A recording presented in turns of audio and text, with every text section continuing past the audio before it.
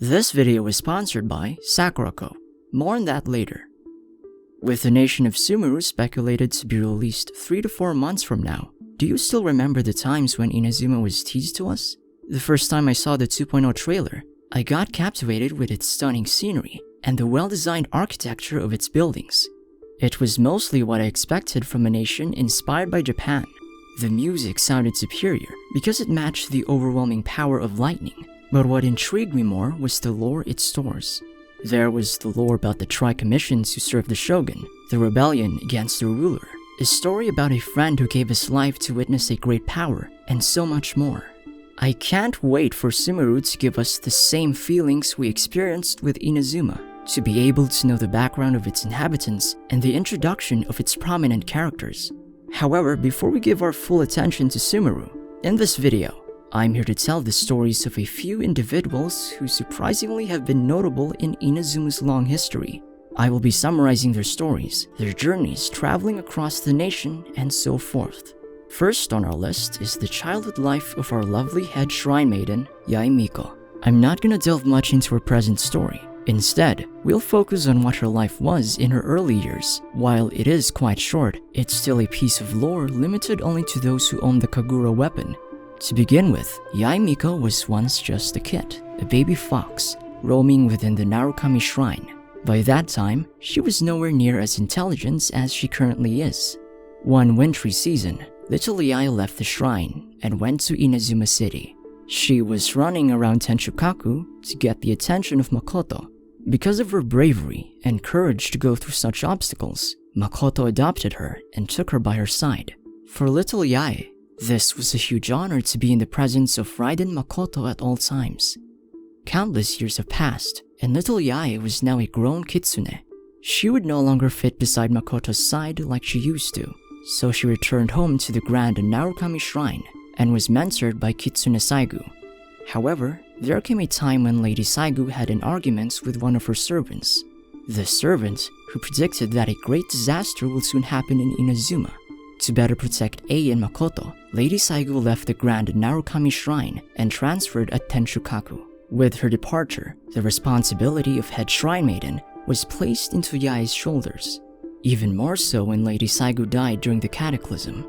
However, her responsibilities did not end there, because after Ei locked herself in the plane of Euthymia, it left Inazuma into a rogue and warlike state.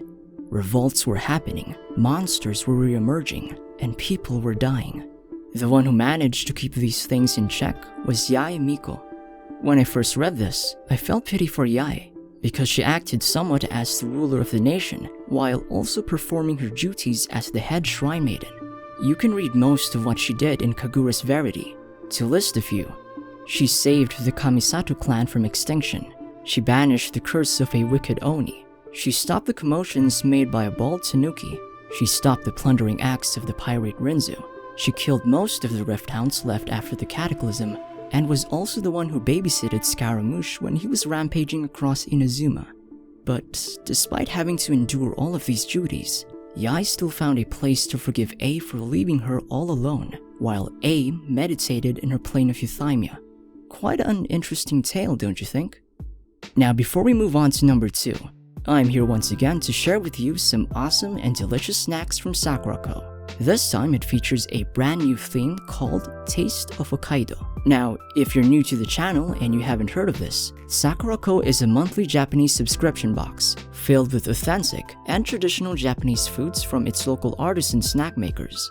If you order one, these boxes will be delivered straight from Japan to your door. You can use our code Clement with $5 off on your first purchase. Now, we can't just end this without a little taste test of this month's theme, so we personally pick what snack you guys might be interested in, and we'll describe to you the unique flavors found inside them. With our first snack, the Milk Bell Castella. This is one of Hokkaido's desserts found inside the box. When you first got a hold of the packaging, we noticed its contents were bite-sized mini cakes. How cute is that? We immediately wanted to try this out first, and to our surprise, they packed a whole lot of flavor. The texture was soft, it was sweet because of the sprinkled sugar coating on it, and the bread itself really satisfied my cravings. Overall, it is recommended to try this first. as it is a good introduction when testing out these snacks. Next is the Mini Chocolate Dorayaki. Now for those who don't know, dorayaki consists of 2 small pancake-like patties, and in between them are palaman in Filipino, or fillings to create an overall snack experience. However, in this snack, the stuffing inside of it is chocolate. The chocolate tasted of high quality because it blended well with the pancake patties. Try this whenever you're having afternoon tea, and it's also good for dessert. Now moving on, we have the sweet corn chocolate. I'm just gonna say what a weird combination to be put together. But when we took a first bite of the sweet corn chocolate, it really lived up to its name. The corn was like sweetened honey, while the white chocolate coating enhanced its flavor even more. Honestly, a 10 out of 10 snack that's a good substitute to have for chocolate. Now the last snack is the Hokkaido Genmaicha. I actually wanted to put this in last because this tea is actually a limited edition Genmaicha, which means that you will only get this during this month's theme. Now, I'm normally not a tea person, but when I tasted it, the texture was smooth. It was not bitter nor sour, but overall it's good for afternoon tea. I actually tried this with the Hokkaido Milk Danish, and the taste at first was not good. Still, it's your own preference if you want to just drink the tea or pair it with another. And there we have it. These are the recommended snacks that you should try, as they all have unique taste to it. And it's obviously from Japan, so all of them would be delicious. If you want, click the link down below and enter our code Clement for a $5 discount. Thank you to Sakuraco for once again sponsoring our channel. Now let's continue with the video. For our second spot is Captain Ako Domeki Zaimon, who lived around 500 years ago and was best known for leading a rebellion against the Inazuma shogunate. His legend starts when he first visited the much smaller Asase Shrine and met Asase Hibiki. As a context, Hibiki returned back to her birthplace in Serai Island and decided to manage a small shrine together with Neko. This was after the cataclysm happened, where Hibiki's friend and lover died or was corrupted by the abyss. Ako Domeki, who was still in his early years, visited the shrine multiple times. Maybe he was curious as to why an old woman decided to come back to Serai after experiencing a grandiose life in Narukami Island. Or maybe he was curious about the black cat serving as a shrine maiden. Over time, the three would get familiar with one another, and Hibiki would often share her stories to Neko and Domeki. She told them about her lover Takamine, and how she wanted to sail to the different edges of Teyvat. Domeki would always help his friends with maintaining the shrine and keeping it safe, but oftentimes, he admits he mostly visits there to listen to another story from Hibiki's past. There were some days wherein Domeki would use his barbed spear to catch fish. Maybe this is the reason why his weapon would be named the Catch in the future. I like to think that before Domeki visits the Asase Shrine, he brings with him a bucket full of fish to serve as their dinner after work. I'm imagining Neko having the best day of her life after stuffing her belly full of fish, and Hibiki enjoying her rest after a hard day's work. Still, I find it quite sad when I read that Hibiki once saw Domeki as the son she could have had if she had married Takamine. But it's also quite heartwarming knowing that these three had such a close relationship despite being strangers from the beginning. Now, a few years later, after the port of Rito was built, Ako Domeki suddenly led a rebellion against the Raiden shogun. At this point, Ako Domeki was a notorious bandit back in Narukami Island, known for his strength and fighting abilities. To this day, it hasn't been clearly explained why he decided to defy the shogunate, but the one thing that is clear was that he had no chance against the forces of the Raiden shogun. Together with his most trusted lieutenant, Janome Gongbei, and his crew, they battled the shogunate fleet in the waters of Serai Island. During the battle, Domeki had managed to capture a Magu Kenki, Hibiki unsealed the Thunder manifestation, which in turn destroyed most of the ships in Serai. This destruction caused a massive wave, a wave which drove Domeki's ship away from Inazuma to the Har Islands. With the help of the islanders and his remaining crew, he managed to return to Serai, but was saddened with what he saw. His beloved hometown was now in ruins, and Hibiki was nowhere to be found. To uphold his dead friend's vow, he decides to leave Inazuma once again and sail to the different waters of Teyvat. Reading his final words before setting out, "We'll meet again where all ship routes end, and when we do, it'll be my turn to tell you all about these distant lands." Over the course of time, Captain Domeki became a center of intrigue, as myths and legends have been told of his exploits. By the end, it is fitting to know that Domeki did embark on a number of grand and thrilling adventures. Moving on to number 3 is the great Tengu of Narukami, Reizenbou. Reizenbou is one of the most interesting figures in Inazuma, and also one of those who aren't talked about that much. Before the Cataclysm, Reizenbou was the chieftain of the Tengu, thus having the title of Great Tengu. At this time, she had a daughter named Teruyo, the same Teruyo who mentored Iwakura Doke. In her lifetime, it is implied that she once had close ties with both Makoto and Ei. In fact, the Thundering Pulse was a result of their relationship. Both sisters gifted Reizenbou this mighty weapon, in which she would put to great use. However, not only was she friends with the Narukami sisters, she also had a positive relationship with Kitsune Saigu and the Otogi Kongou Lion King, each of which was a Kitsune and an Oni. At some point, she and Lady Saigu agreed to a competition, a race between a Tengu and a Kitsune. The loser gets to be the winner's bodyguard. After this race, Kitsune Saigu won, and Reizenbou became her protector. Now, at the same time she was a protector of Lady Saigu, she was also a mentor to 3 known figures named Asase Hibiki, Kamuna Harunosuke, and Mikoshi Nagamasa. In Inazuman legends, these characters are now known as the Yogo 3. With her as their mentor, she taught them what she claims to be true magic. We still don't know what this is, but we do know that it was the ability which Hibiki used to free the thunder manifestation in Serai Island. Reizenbou also had close ties with Takamine the Mist Splitter.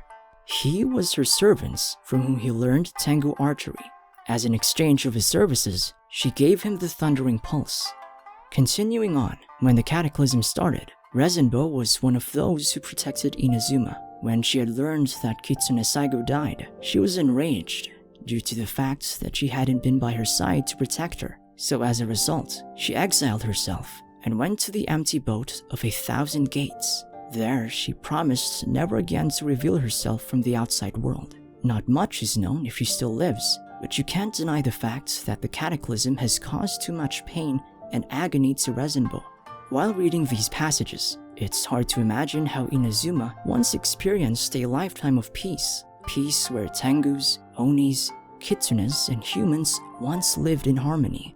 Now, Inazuma is a fracture of its once great status, where its lands are burnt, curses affecting its people, and the bandits and pirates freely roaming its waters. Nevertheless, Inazuma is still a beautiful place to visit, but is limited to only a select few.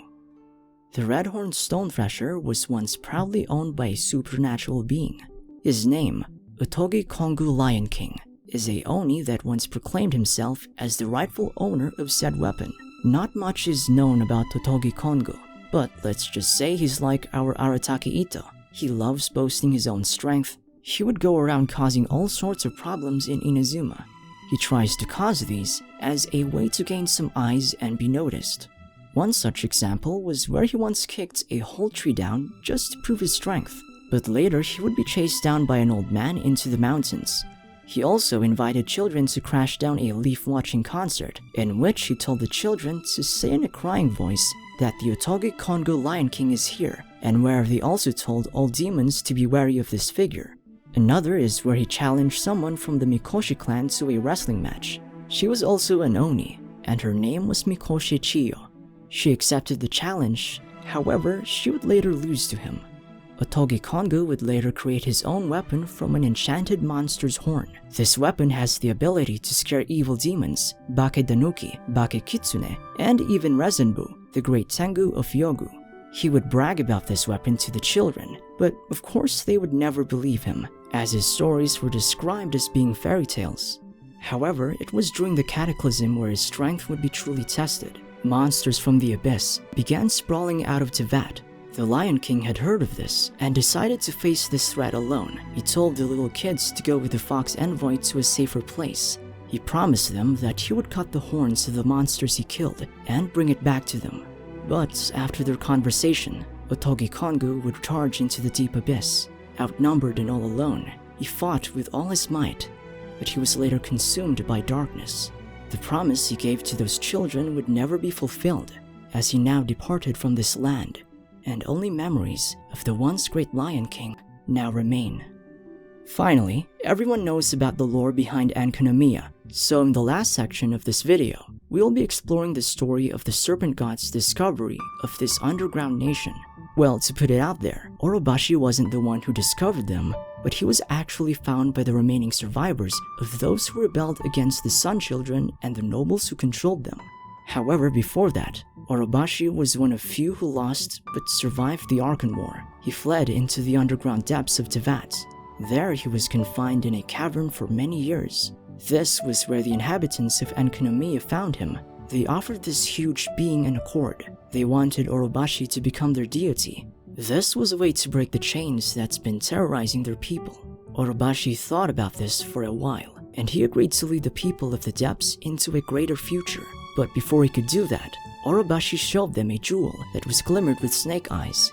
He told them to swear an oath to serve and follow the serpent's wishes. They told their oaths and proclaimed the serpent god as their new deity. Following this, they had become Orobashi's vassals, thus inheriting the eyes of a snake. After that, the serpent would spend years prospering its nation. He would help his people defeat the Sun Children and the Vishops, and guide them back to the surface by using his own corals in his body to create an island that would later come to be known as Watatsumi. Now this ends my video about these 5 stories from Inazuma's prominent figures. What do you think of these lore pieces? If you hadn't noticed, each of these 5 prominent figures come from different races, Yae being a kitsune, Domeki being a human, Reizenbou as the Tengu, Otogi Kongou as the Oni, and Orobashi being a, well, snake. 3 of these are regarded as one of the most famous yokai in Japanese myths, as well as one being seen as either a kami or god. Now I want to give a last shout out to Sakuraco's theme, Taste of Hokkaido, which is an exclusive themed box for this month only, and contains products such as Milk Bell Castella, dorayaki, and some tasty Honobono cheese cookies. Be sure to put in our code Clemen when ordering. And that's it. As always, thank you for watching. We are KlemenTime, and we will see you in the next.